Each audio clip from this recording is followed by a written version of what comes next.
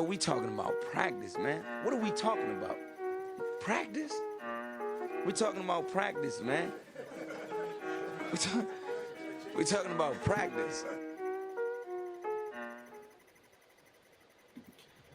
Alors, si vous nous suivez sur Facebook ou sur Twitch, normalement, vous n'avez pas eu les mêmes jingles, mais c'est pas bien grave. J'avais mis exprès celui de NBA pour avoir Kyle Lowry, qui était quand même finalement un élément assez fidèle du côté des Raptors. Donc, pour être tout à fait honnête et franc avec vous, c'est surtout la déclaration la semaine dernière de Damian Lillard qui nous a quand même un petit peu mis l'eau à la bouche avec Damian Lillard qui disait que lui, voilà, il se voyait rester à Portland. Et puis on a Russell Westbrook qui a surenchéri un petit peu sur cette même longueur d'onde. Alors Russell Westbrook n'est finalement peut-être pas le joueur le plus fidèle puisque depuis son départ de KC, il a quand même déjà connu plusieurs franchises sans vraiment beaucoup de succès. Mais il a quand même notamment déclaré qu'un titre ne changera pas ma vie. J'ai grandi dans la rue, je suis déjà devenu champion juste en entrant en NBA. Mais donc en quelque sorte, on a Westbrook qui nous dit quand même, bon, ok, c'est bien, mais finalement, même si j'ai pas de bague, je vais peut-être pas aller courir après certaines autres superstars. Je vais peut-être pas rejoindre une super team. Non, mon histoire c'est la mienne et je vais essayer de faire avec en tout cas. Donc du coup, pas mal de choses à dire sur ce débat-là. C'est vrai que moi, première chose qui me vient à l'esprit là directement, c'est que j'ai un peu l'impression que c'est propre à la NBA, mais pourtant des super teams, il y en a quand même aussi dans d'autres sports. On sait qu'en NFL récemment, on a eu Tom Brady qui a rejoint finalement Tampa Bay. On a vu que dans ses valises, il y avait eu Gronkowski qui était arrivé aussi. On a eu l'épisode Le'Veon Bell, si je ne me trompe pas, qui a tout fait pour quitter une équipe qui, selon lui, n'était plus assez compétitive. Donc, l'air de rien, on remarque que ça ne touche pas que la NBA. Non, c'est vrai que ça ne touche pas la NBA. Et si on peut reporter encore ça, je pense, on peut penser peut-être à Odell Beckham qui a voulu rejoindre les Browns. Donc, quand on voit des super équipes, et maintenant, voilà, en NBA, c'est quelque chose qui marche très bien. Le fait de regrouper plusieurs stars pour justement être prétendant à un titre ou à une performance durant la saison. En NFL, c'est un petit peu différent. Certes, on a, par exemple, je trouve que justement le scénario de Odell Beckham montre parfaitement justement ce schéma qu'en NFL, il ne suffit pas d'avoir des stars pour briller, il faut vraiment avoir tout un système de jeu. Mais on voit un petit peu, en tout cas, ce schéma des joueurs qui sont de moins en moins fidèles. Et on peut le voir d'ailleurs aussi dans nos débats de King sur les franchises. Lorsqu'on voit les anciens joueurs qui remontent déjà depuis quelques années, voire décennies, on voit qu'ils ont peut-être pratiquement fait 20 saisons à 10 à 20 saisons en général, alors qu'ici, des joueurs vont faire 5 saisons, 6 saisons dans une équipe, puis changer, refaire 6 saisons dans une autre, puis rechanger. Et donc, c'est ça qui nous a un petit peu mis sur la piste, juste débat, avec tout simplement la déclaration de monsieur Damian Lillard, parce que je trouve que moi, je suis plutôt d'avis avec notre ami Dame Dolla parce que c'est un petit peu grâce à. Enfin, il faut pas oublier qu'aux États-Unis, les jeunes sacrifient carrément toute leur vie pour le sport. Et donc, du coup, une équipe qui va te donner la possibilité de pouvoir jouer à haut niveau et du coup de sauver ta famille, sauver ta vie et de bien vivre. Pour moi, tu dois être loyal jusqu'au bout, justement comme Damian Lillard l'exprime. Et je pense que beaucoup de joueurs ont peut-être oublié cet aspect-là, tout simplement parce que forcément, plus les années passent et plus les gains TV et le sponsoring autour des sports, etc., augmente, ce qui ne fait que d'empirer, on va dire, les choses niveau masse salariale. Et donc, du coup, il y a de plus en plus d'argent à se faire justement dans les sports. Et je pense que les joueurs, il y a un moment, ils se disent, certes, je suis sportif, certes, je sacrifie ma santé, mais maintenant, ils pensent plus en mode entrepreneur, j'ai envie de dire, en mode, écoute, c'est un métier à part entière, je fais pas autre chose sur le côté, je mets ma vie en danger, si j'ai envie de dire, pour ce sport, donc je mérite d'avoir un salaire qui vaut autant, et donc du coup vont peut-être sacrifier leur loyauté pour aller chercher quelques dollars à gauche, à droite, pour se mettre à l'abri eux et penser plus à leur à leur vie privée que la loyauté envers un club. En tout cas, moi, c'est ma pensée. Je ne sais pas si tu me rejoins là-dessus. Bah, il y a plusieurs choses, moi, qui me sont venues à l'esprit. Et au final, moi, j'ai un petit peu l'impression quand même que ce concept de super team et cette un peu perte de fidélité, notamment, et j'ai un peu l'impression que c'est quand même fort présent en NBA, mais ça peut s'expliquer. Alors déjà, moi, j'ai l'impression que... Alors, il y a toujours eu des super teams, donc je pense, et ce, dans tous les sports. Si on prend par exemple les Lakers des années 80 avec Magic Johnson, avec Kareem Abdul-Jabbar, avec James Worthy, c'était quand même déjà une équipe, le Showtime, c'était quand même déjà une super team. On avait en face Boston avec les Celtics, avec Larry Bird, Kevin McHale, Robert Parrish. Donc on avait des équipes très fortes. On a eu les Bulls dans les années 90 avec Michael Jordan et Scottie Pippen, avec notamment de temps en temps du Dennis Rodman, notamment à leur côté. On peut même remonter aux Celtics des années 60 avec Bill Russell, avec Bob Cousy. Maintenant, je pense que les règles ont fait que même ces super teams n'avaient peut-être pas la même saveur et n'avaient pas le même impact, et n'étaient pas construits de la même manière. Il faut savoir que dans les années 60 encore, je crois que ça a sauté dans les années 70 avec l'arrivée de la ABA, c'est que pendant voilà, les 15, 20, 30 premières années de la NBA, les pics étaient des pics territoriaux, donc les joueurs étaient choisis, ils venaient de la ville d'origine pour laquelle ils allaient jouer finalement. Will Chamberlain a été drafté par les Philadelphia Warriors à l'époque, car il était issu de Philadelphie. Et quand les Warriors ont déménagé à San Francisco pour devenir les Golden State Warriors au milieu des années 60, Will Chamberlain n'a fait qu'une saison, si ma mémoire est bonne, avant d'être échangé du côté de Philadelphie avec les Sixers, alors à un moment-là qui avait vu le jour. Il avait d'ailleurs remporté, suite à cela, le titre en 67, avant finalement d'être échangé par après en fin de carrière aux Lakers. D'ailleurs, les Lakers de début des années 70, on pouvait les qualifier de super team. Et donc, on avait déjà finalement des joueurs qui étaient plus attachés à leur équipe, car ils étaient déjà nés dans la ville où finalement ils allaient évoluer. Donc, je pense que l'attachement à une franchise était beaucoup plus fort à l'époque que maintenant, où depuis 20-30 ans désormais, déjà les joueurs ne font plus que du one and done en NCAA. Donc déjà, dès leur plus jeune âge, ils ne sont pas vraiment habitués à rester au sein d'une même équipe pendant très longtemps. Et puis alors ensuite, dès qu'ils arrivent en NBA, c'est pas forcément dans la franchise soit de leur rêve ou dans la franchise qui représente la ville dans laquelle ils ont grandi.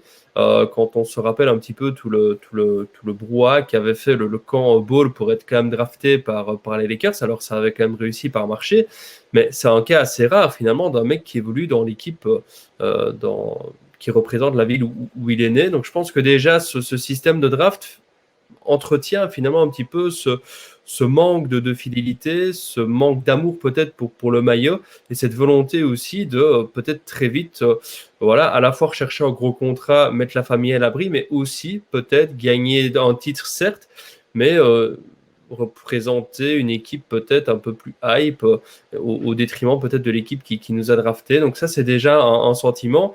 Et alors, c'est ce qui fait finalement la différence entre les Big Three ou les super teams de maintenant par rapport à ces équipes des années 70-80. Quand on prend le Boston Celtics, justement des années 80, Larry Bird a été drafté par les Celtics, Kevin McHale a été drafté par les Celtics et Robert Parrish également. Robert Parrish et McHale avaient juste, à la draft, été échangés. Il y a eu un échange de picks qui s'était fait avec, je crois, les Warriors à l'époque. Donc du coup, c'est vrai que les picks n'appartenaient pas aux Celtics dans un premier temps, mais ils ont quand même été récupérés finalement à la draft et ils ont fait toute leur carrière là-bas. Quand on prend les Lakers de Magic, Magic a été drafté par les Lakers, James Worthy, même chose. Il y a juste Kareem Abdul-Jabbar qui avait été échangé, mais au final, il y a eu un échange majeur et tout le reste, ça a été de la construction par la draft. Les Celtics des années 60, même chose. Bill Russell drafté, Bob Cousy drafté. Donc au final, on a eu des joueurs qui sont restés quasiment toute leur carrière, mais qui avaient été draftés par leur équipe d'origine. Même chose pour John Havlicek, qui avait été drafté aussi par les Celtics. Si on remonte même aux Lakers des années 70, Jerry West a été drafté. Il y avait Elgin Baylor qui avait commencé la saison, même chose, drafté par les Lakers également. Seul Will Chamberlain a été finalement récupéré lors du système de la draft. Il y a le système de free agency aussi qui a un petit peu bouleversé les choses, puisque la free agency est apparue dans les années 70 aussi, où les joueurs ont pu finalement décider eux-mêmes de leur destinée et n'étaient non plus rattachés limite à vie avec une équipe. Donc la free agency a permis aussi, je pense, aux joueurs de prendre beaucoup plus de liberté. Et alors, on a aussi un système qui est assez récent, mais qui se développe de plus en plus dans la NBA actuelle avec le buyout, où au final, vraiment, les joueurs font vraiment ce qu'ils veulent et où l'appartenance à une équipe et le respect du contrat ne veut finalement plus dire grand-chose. Les enjeux sont tels que les équipes n'hésitent pas soit à buyout un joueur au lieu de garder un poids mort dans une équipe, pour peut-être donner du temps de jeu aussi à des jeunes et le développement, pour pourquoi pas aussi parfois récupérer des pics en échange d'un gros contrat, pour parfois aussi assainir certaines finances. Donc on sait que tout ça, il faut trouver un bon équilibre. Et donc par conséquent, c'est vrai que cette fidélité est beaucoup moins présente dans le sens où soit les équipes vont prendre une décision, même limite parfois contre un joueur pour la compétitivité, pour être plus performant et avoir de meilleurs résultats. Ou alors c'est le joueur qui va dire merde et qui va mettre la pression auprès de son équipe. On peut aussi peut-être mettre aussi un doigt sur l'analytics. On sait que maintenant, soit on va chercher des joueurs forts à l'intérieur qui vont prendre du rebond, protection de cercle et qui vont mettre des points à haut pourcentage ou des tireurs à 3 points. Donc il y a certains profils de joueurs qui disparaissent et donc par conséquent ces joueurs-là sont peut-être eux aussi amenés à bouger d'équipe ou même à disparaître au détriment peut-être d'une volonté de rester plusieurs années au sein de la même équipe. Quand on voit ce que les Raptors ont fait avec DeMar DeRozan, ils n'ont pas hésité à récupérer un Kawhi Leonard qui au final les a amenés vers le titre. On a sacrifié finalement un mec fidèle pour de la rentabilité, un joueur plus performant dans les moments chauds, un joueur qui step up en playoff. Donc il y a vraiment beaucoup de points de vue. Alors c'est qu'on on parle beaucoup de la NBA, mais j'ai l'impression que c'est plus propre à la NBA qu'aux autres sports, dans le sens où par exemple, si on parle du baseball, les contrats, les joueurs peuvent signer des contrats jusqu'à 10-15 ans et donc par conséquent, en ayant souvent des clauses où ils doivent rester pendant plusieurs années avant d'être éventuellement échangés ou de demander une clause, en tout cas de demander à être éventuellement échangés, en baseball, on voit moins un petit peu ce genre de mouvement. Alors oui, il y a des trades, oui, il y a des super teams qui se créent. Les Dodgers, par exemple, ont monté une super team. Ils ont quand même récupéré Mookie Betts l'année dernière, ce qui leur a quand même permis d'être champion. Ils l'ont reprolongé derrière. On sait que le salary cap n'existe pas en baseball. Donc, autrement dit, on peut avoir une masse salariale à 300 millions. Rien ne l'en empêche. Et un gros marché comme les Dodgers, qui est une franchise très riche, peut se permettre justement de reprolonger des joueurs très chers.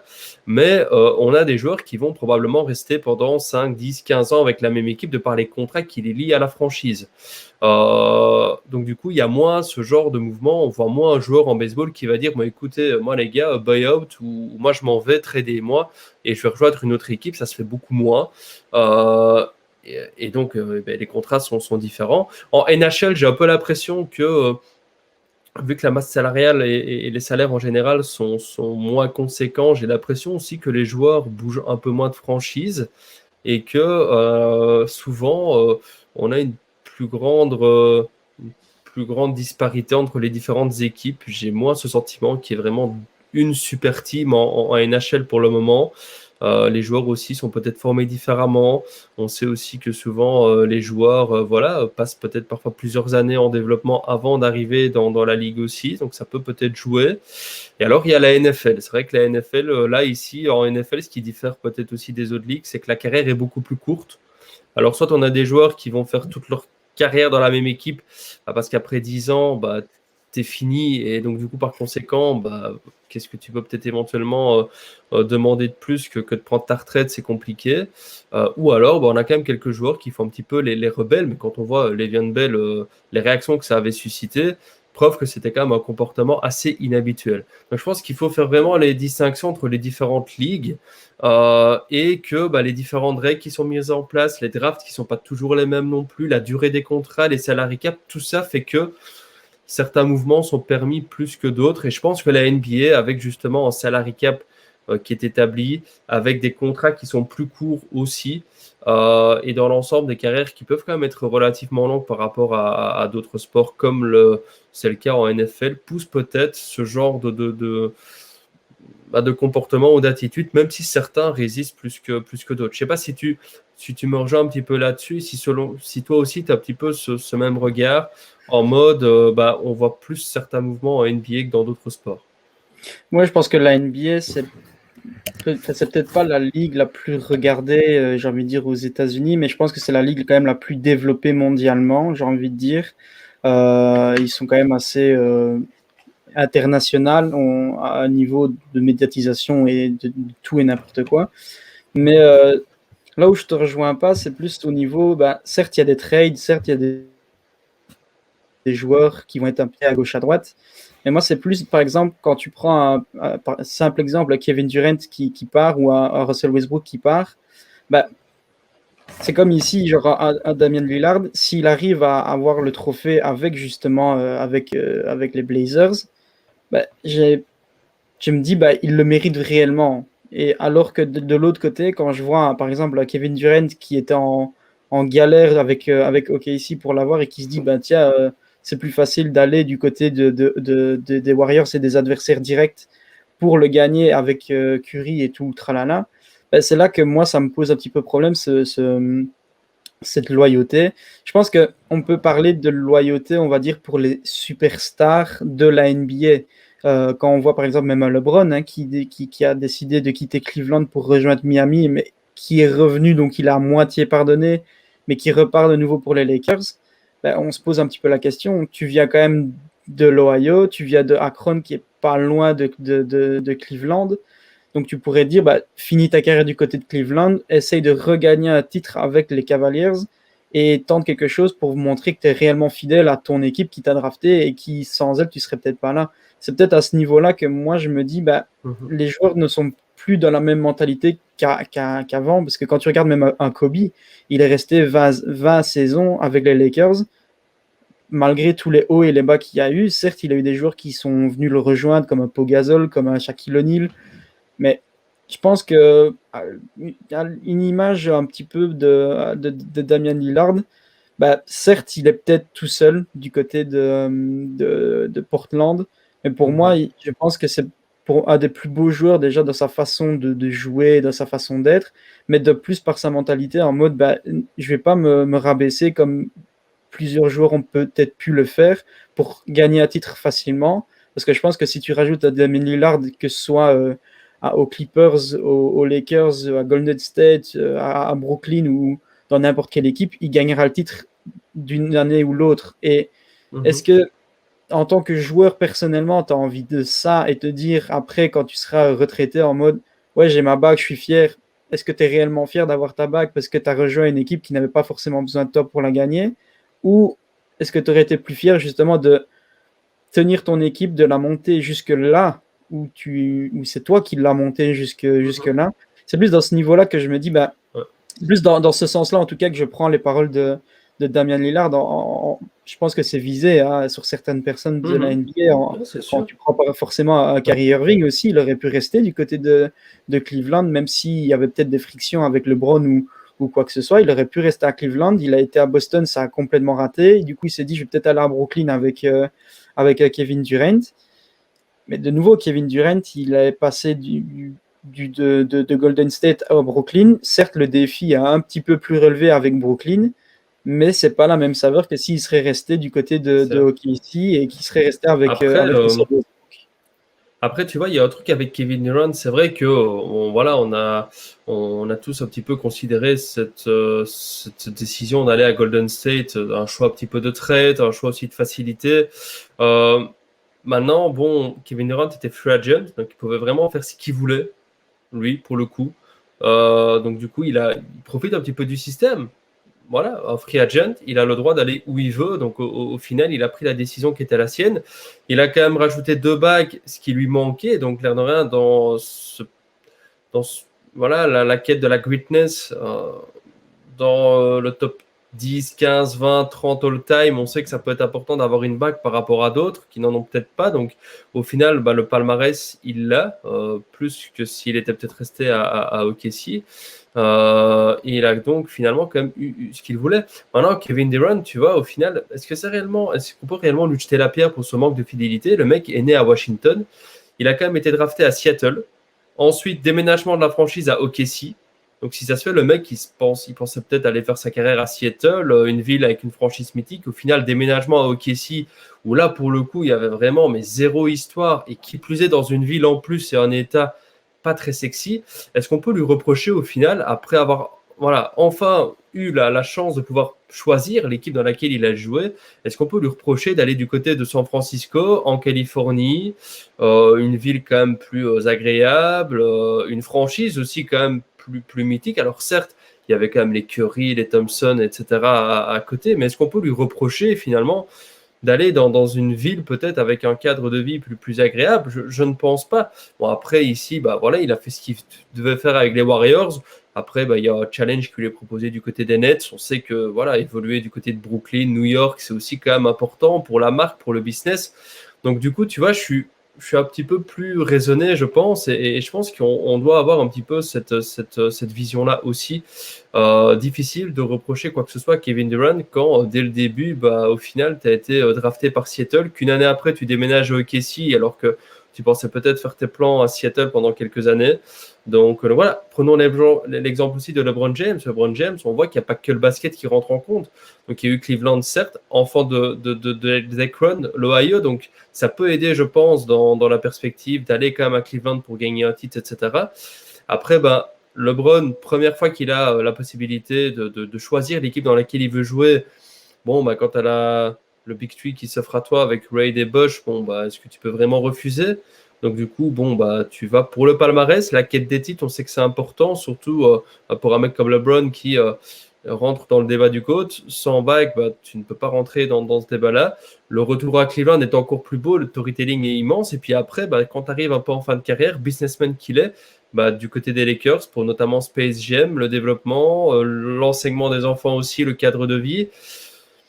Donc on voit qu'il y a même aussi plus que le basket qui rentre en compte dans certains choix de carrière. Après ici, il y a quelque chose qui doit être pris en compte, et c'est ça vraiment le nerf de la guerre. C'est soit est-ce que tu préfères finir une carrière avec des bagues, quitte à être peut-être vu comme un joueur justement pas très fidèle, un petit peu parfois un petit peu lèche-botte, en mode tiens, je vais un petit peu draguer les autres joueurs, ou alors imaginons un petit peu comme Ray Allen qui est quand même allé du côté de Miami pour aller rajouter une dernière bague avant de prendre sa retraite, alors qu'il aurait très bien pu finir à Boston, où il était quand même apprécié. Ou alors est-ce que Lillard va peut-être prendre le même chemin, je ne sais pas, mais est-ce que tu es ce genre de joueur? On pourrait quand même citer Damian Lillard, il y en a déjà eu d'autres, je pense même notamment à Elgin Baylor avec les Lakers à l'époque, qui est fidèle à une même franchise, quitte à ne pas gagner de bague. Et est-ce que quelle carrière est plus belle? C'est difficile à dire aussi. Est-ce que c'est mieux d'aller gagner des bagues, quitte à faire un petit peu, aller gratter à chaque fois? Rajon Rondo est un excellent exemple aussi. Rajon Rondo est un super meneur du côté de Boston. Il a quand même déjà été champion avec Boston, donc le mec aurait peut-être pu quand même rester à Boston et devenir, pourquoi pas, l'un des meilleurs meneurs de l'histoire de la franchise. Il avait, je pense, quand même des qualités. Rajon Rondo avec 15 saisons à Boston, ça aurait peut-être pas été le meilleur meneur de l'histoire, quand même pas. Il y avait Bob Cousy quand même bien devant, mais ça aurait pu devenir un joueur important de l'histoire. Champion en 2008, qui sait pourquoi pas champion avec Tatum ou quoi en 2020, donc peut-être gagner plusieurs titres, devenir un des meilleurs passeurs de l'histoire. Non, au final, le mec, depuis quelques saisons, il a connu Dallas, il a connu Atlanta, donc il est Lakers, là maintenant les Clippers. Le mec, il fait un petit peu toutes les franchises, les Kings aussi, oui. Donc le mec, il fait un petit peu le tour aussi de toutes les équipes. Maintenant, il a quand même rajouté des bagues aussi. Donc du coup, est-ce que sa carrière est plus belle en ayant eu 3 bagues que seulement une, mais d'être resté à Boston? C'est difficile au dit. Et est-ce que la carrière de Damian Lillard sera vraiment plus belle en étant vraiment le meilleur joueur de l'histoire de la franchise, mais donnerait gagner, ou de gagner une bague? Alors c'est sûr que s'il gagne sa bague avec Portland, là, au niveau de la greatness, c'est génial. Mais s'il ne gagne pas de bague, est-ce qu'on va vraiment dire Lillard, est-ce que ce sera un top 10 meneur all-time? J'en sais rien, alors peut-être qu'avec une bague, ça le sera aussi. Donc c'est compliqué. Avoir un petit peu aussi ce que tu vises, ce que tu privilégies. On sait aux États-Unis que voilà, il y a le fame, le palmarès c'est quand même important, les stats aussi, la bague. On axe beaucoup sur ce côté-là. Est-ce que c'est mieux d'être considéré comme un trade un petit peu à la KD ou un gentleman loser en quelque sorte? Il y a tous ces éléments-là qui rentrent en compte. Maintenant, moi, je pense que c'est quand même beaucoup plus propre. D'ailleurs, on en a beaucoup des exemples, beaucoup plus propre à la NBA que dans les autres ligues, où j'ai un peu l'impression que dans les autres ligues, les équipes sont quand même construites beaucoup plus par la draft en général, ou de signature de temps en temps de free agency, mais avec des contrats quand même plus longue durée, où au final, les deals sont beaucoup mieux respectés et les échanges moins fréquents aussi. En tout cas, moi, c'est l'impression que j'ai également. Et donc, ce sentiment-là, est-ce que les joueurs sont plus ou moins fidèles? Je ne sais pas. La pression n'est pas la même non plus, comme tu le disais. Donc, c'est assez compliqué, finalement, d'avoir un avis tranché. Et difficile d'être vraiment plus pour Team Lillard ou Team KD, par exemple, si on devait l'alimenter. Je ne sais pas si tu as des choses à rajouter ici. Moi, je dirais, si tu veux faire une fois un débat sur qui est le meilleur joueur all-time, si tu prends par exemple un Michael Jordan qui a tout gagné avec les Bulls et un Kobe qui a tout gagné avec les Lakers, si tu veux rajouter un LeBron à l'équation, est-ce que le fait que LeBron ait gagné avec le Heat, les Cavs et les Lakers va un petit peu peser dans la balance ou pas? Maintenant, moi, j'ai envie de dire ici, je pense que LeBron est un peu un cas externe parce que partout où il a été, il a fait gagner l'équipe, j'ai envie de dire. Donc, ça excuse un petit peu, on va dire, la chose. Parce qu'il était quand même l'élément clé, il allait dans une équipe où il a quand même construit les choses pour que ça fonctionne. Alors que si tu prends, désolé Kevin Durant, mais tu as un petit peu le cas d'or, mais tu prends un KD, il va dans une équipe qui n'a pas besoin de lui pour gagner au final. Donc, est-ce que les 2 bagues de KD, si tu veux les rajouter justement à peut-être un top 5, top 10 all-time, ne jouent pas justement en sa défaveur en se disant est-ce qu'elles ont la même saveur que s'il avait gagné ne fût-ce qu'une seule bague avec OKC?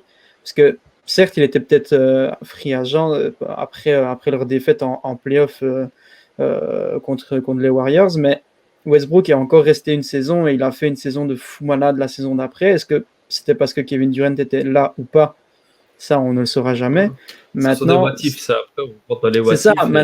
Maintenant, voilà, est-ce que Kevin Durant aurait peut-être pu dire, écoute, je vois quand même qu'il y a un énorme potentiel. On a quand même été jusqu'au Game 7 contre les Warriors, c'est pas rien. Donc, pourquoi pas reprendre un petit peu les bases. On se reconcentre avec Westbrook, reprendre les bases autour de nous, voir qui est-ce qu'on peut ajouter, qu'est-ce qui a manqué justement pour ce Game 7, qu'est-ce qui nous a manqué pour gagner et aller jusqu'au final. Et peut-être construire et se poser et rester du coup du côté de OKC et savourer une victoire avec OKC, je pense, aurait été beaucoup plus beau. Et c'est ce que je pense que Lillard est dans sa façon d'être. Et je pense que si, comme je l'ai dit, s'il va dans une autre équipe, il gagnera forcément un titre parce que c'est un joueur qui est énorme, c'est quelqu'un de extraordinaire. Maintenant, autour de lui, c'est pas fameux, quoi. Et puis Portland, c'est pas non plus l'équipe la plus clinquante. T'as pas forcément envie d'aller à Portland. Tu sais bien que du côté de Portland, forcément, tu auras Damian Lillard. Et puis, je pense le fait aussi pourquoi est-ce qu'il dit cette phrase-là, ça a un petit peu un double sens aussi de si tu fais des super teams, ça va être toujours les mêmes équipes qui vont gagner au final. Quand tu regardes les Lakers cette saison, tu as LeBron qui arrive, qui ramène tout le monde.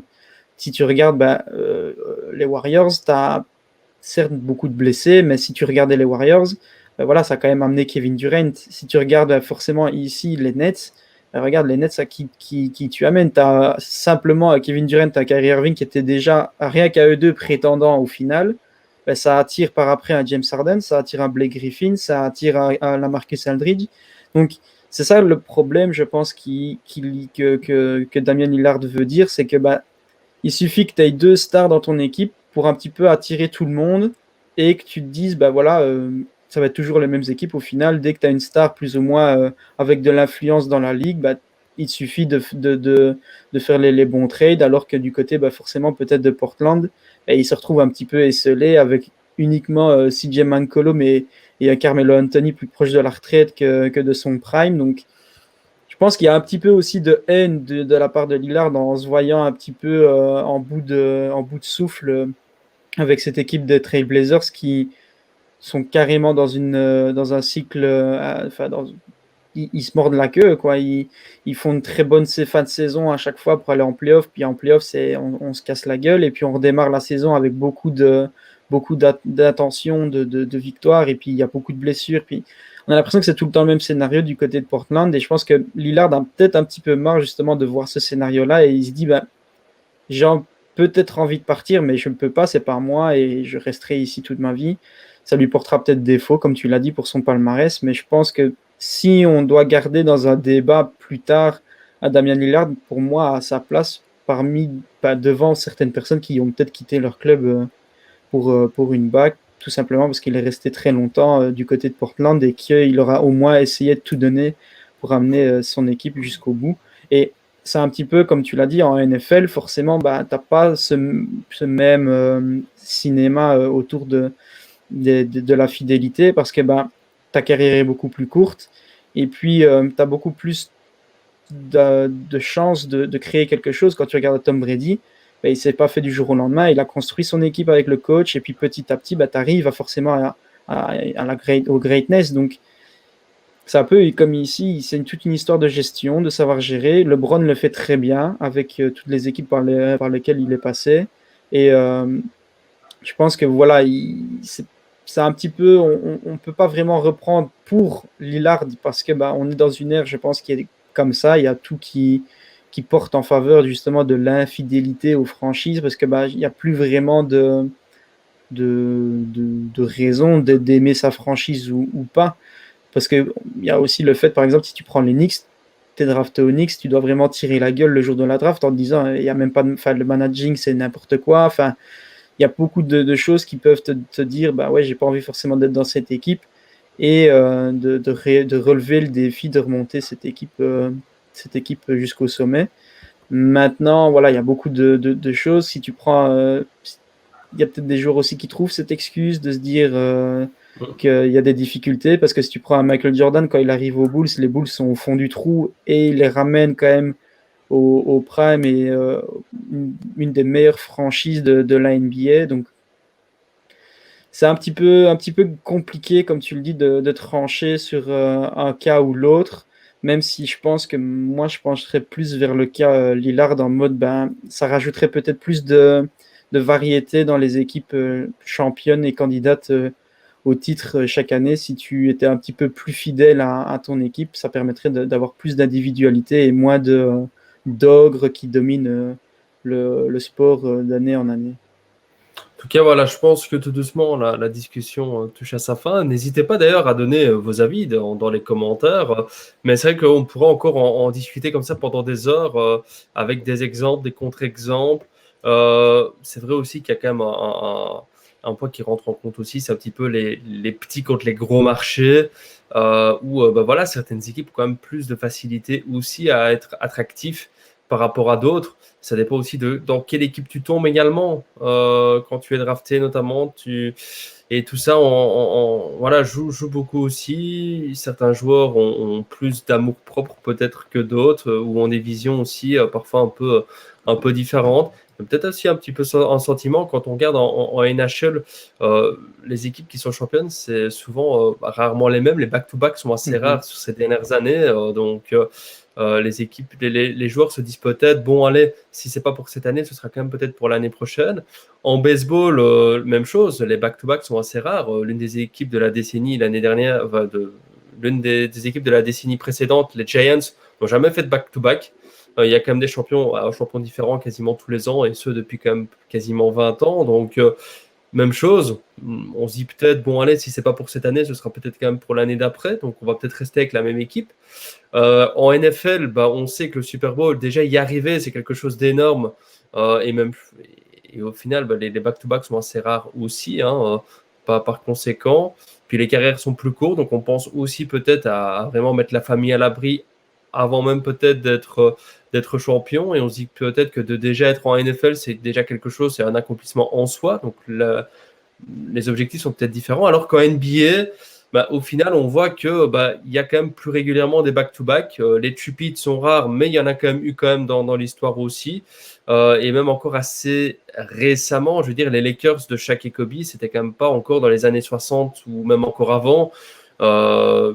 On a déjà parfois cité des exemples en hockey ou en baseball où on avait des équipes qui étaient 4, 5, 6 fois championnes de suite. Mais il faut remonter à la préhistoire du sport. Ici, en NBA, on voit que des back-to-back, il y en a quand même beaucoup plus.